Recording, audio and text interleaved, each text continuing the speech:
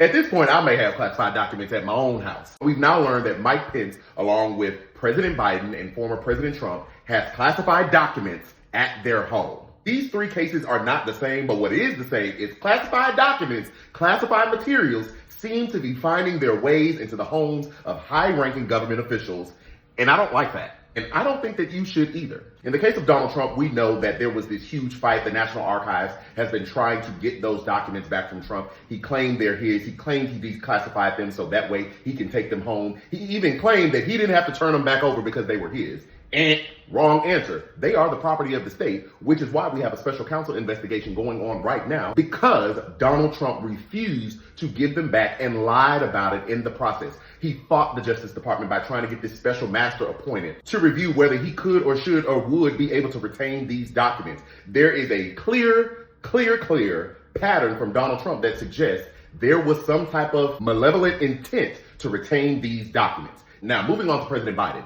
His people found the classified documents in his possession at his home and also at a former office that he had when he was still the former vice president. So this is after his tenure with Barack Obama in the White House and prior to him becoming president now. And unlike Trump, he notified the authorities. He went and turned in what he had, even though there has been much criticism about Biden and how they try to minimize how many classified documents they had and minimize the actual process of them turning them over. What I think is Biden and the administration didn't want to be lumped into or viewed the same way as Trump and his team and how they handled the classified documents. So they tried to be a little bit more covert about turning everything over, and it really kind of backfired. In the midst of all of that, two special counsels have been appointed by the Department of Justice. And Mike Pence got on the people's internet and got on stage and said that, yes, there should be a special counsel for Biden since there's a special counsel for Trump. And then lo and behold, we see that Mike Pence also has had classified documents at his home, and he's now turned them over. My question for Mike Pence is,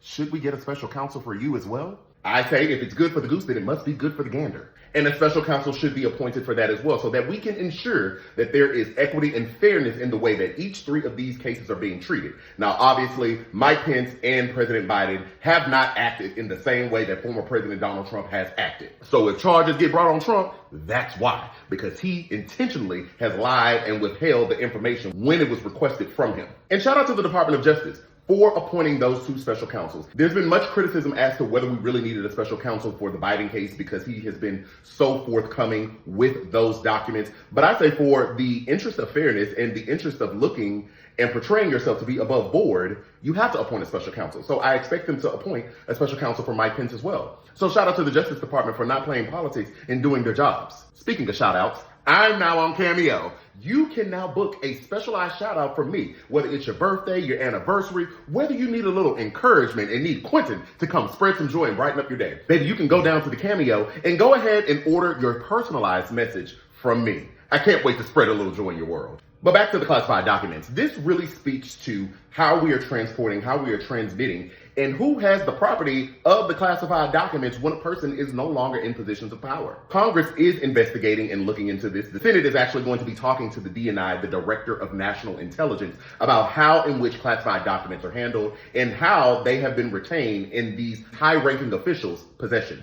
All I need to know is, Barack, you already know how they're going to act if we find out you have them too. So please just go ahead and start looking. Go ahead and start digging and make sure you don't have any. Bill Clinton, I need you to start looking, make sure you don't have any. Shoot, Jimmy Carter, Jimmy, make sure, Jimmy, you don't have any classified documents because honestly, it does put us at risk. Now, not every classified document is as consequential as another one that may be labeled top secret, which we know that Trump had some top secret documents, but still, those classified documents in the incorrect hands could present a major risk to America, its security, and us, the citizens. And so we have to ensure that we are being 100% safe, and we have to ensure that these high-ranking officials are taking the necessary steps to protect us when it comes to having access to these classified documents. So I will stay up to date on this story and let you know how it pans out. We already see the Department of Justice moving towards Trump. We will see what the special counsel does in the Biden situation, and we will see if a special counsel is appointed for Mike Pence.